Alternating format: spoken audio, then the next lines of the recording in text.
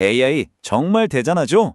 근데 그 화려한 빛 뒤에는 아주 짙은 그림자가 있어요. 오늘 우리가 파헤쳐 볼 게 바로 그 그림자.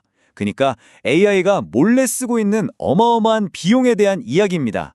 요즘 AI가 전기를 엄청나게 쓴다는 얘기 다들 들어보셨을 거예요. 그쵸? 근데 그 엄청나게가 도대체 어느 정도일까요? 사실 감이 잘 안 오잖아요. 아마 많은 분들이 이렇게 대답하실 거예요. 일반 검색보다 한 10배 정도? 네, 가장 많이 알려진 대답이죠. 뭔가 딱 떨어지는 숫자 같고 명쾌해 보이잖아요. 그런데 말이죠. 바로 그 10배라는 익숙한 숫자가 사실은 이 문제의 본질을 흐리는 일종의 착시현상 같은 거예요. 왜냐하면 그게 벌써 10년도 더 된 낡은 이야기거든요. 자, 지금부터 진짜 이야기를 시작해 보겠습니다. 자, 그럼 첫 번째로 우리가 다들 쓰고 있던 이 10배의 신화라는 낡은 안경부터 한번 벗어 던져보죠. 도대체 왜 이 숫자가 지금처럼 발전한 AI 시대에는 전혀 맞지 않는 건지 바로 한번 들어가 보겠습니다.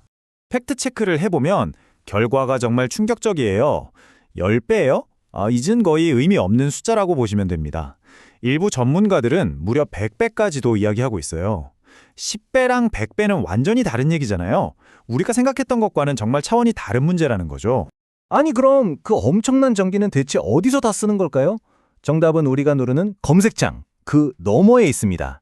바로 도시 하나만 한 거대한 데이터 센터 그 안으로 시선을 한번 옮겨보죠.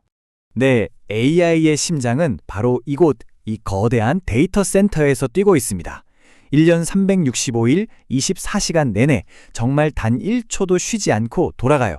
그러니까 AI 에너지 문제를 제대로 이해하려면 이 거대한 전기 먹는 하마가 대체 뭔지부터 알아야 하는 거죠. 이 그림 한번 보세요. 와, 진짜 말이 안 나올 정도입니다.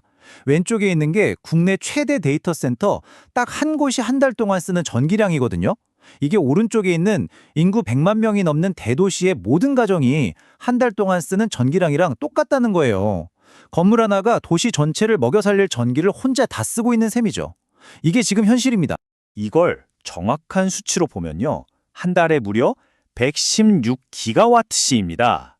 116기가와트시. 감도 안 오시죠? 이 어마어마한 에너지가 데이터 센터 딱 한 곳을 돌리는데 매달 그냥 사라지고 있다는 겁니다. 근데 진짜 문제는 지금부터예요. 지금까지 이야기한 건 그냥 검색하고 정보를 찾는 수준의 AI였고요. 이제는 이미지나 영상을 아예 만들어내는 생성형 AI 시대잖아요.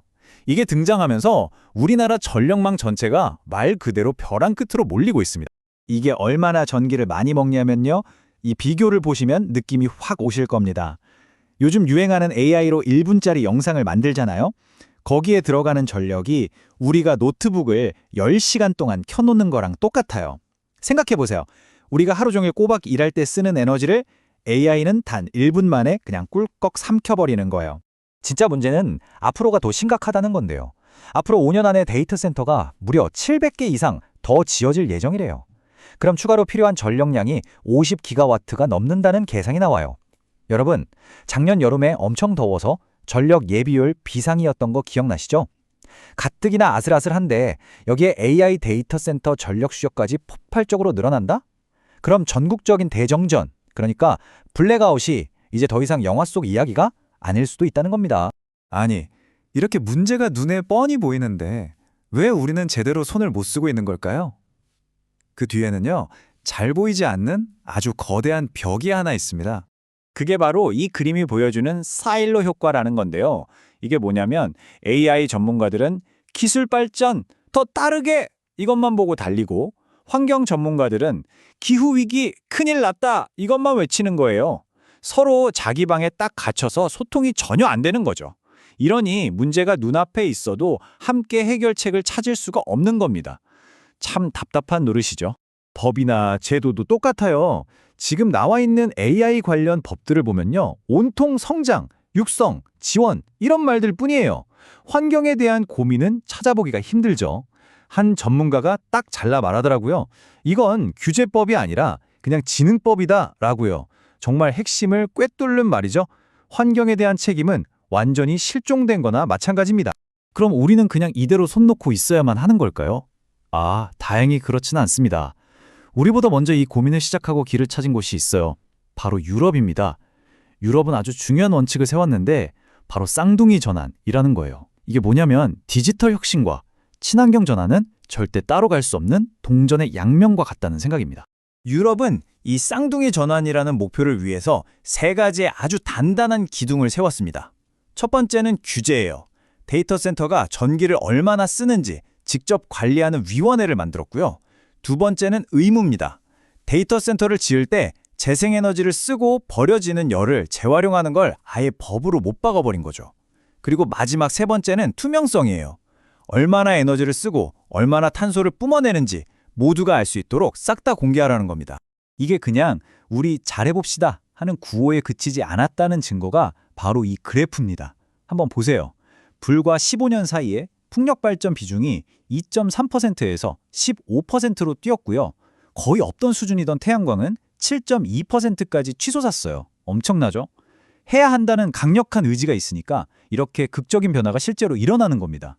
이건 정말 확실한 증거예요. 자, 그럼 이제 좀 더 근본적인 해법으로 넘어가 볼까요? 이건 단순히 규칙 몇 개를 더 만드는 차원의 이야기가 아니에요. 아예 생각의 판 자체를 바꾸는 그런 패러다임의 전환에 대한 이야기입니다. 바로 이겁니다. 패러다임의 전환. 옛날 방식은 뭐였죠? 일단 만들고 봐요. 그러다 문제가 터지면 그때 가서 허둥지둥 막는 사후 규제 방식이었죠. 하지만 이제는 그러면 안 된다는 겁니다. AI를 처음 구상하는 그 순간부터 이건 어떻게 하면 에너지를 덜 쓸까를 고민하는 사전 설계 방식으로 가야 한다는 거죠. 문제가 생기고 나서 막는 게 아니라 애초에 문제가 생길 싹을 잘라버리는 거예요. 결국 핵심은 딱 하나입니다. 디지털 전환과 녹색 전환. 이 둘은 이제 둘 중 뭘 먼저 할까 선택하는 문제가 아니에요. 무조건 함께 가야 하는 말 그대로 운명 공동체인 거죠. 이 중요한 사실을 무시하고 기술 발전만 외치다가는 그 끝에는 지속 불가능한 미래만 남아있을 뿐입니다. 그래서 우리는 이제 스스로에게 질문을 던져야 합니다. 우리가 지금 이렇게 열광하며 만들고 있는 이 놀라운 AI가 과연 우리 모두를 어떤 미래로 데려가고 있는 걸까요?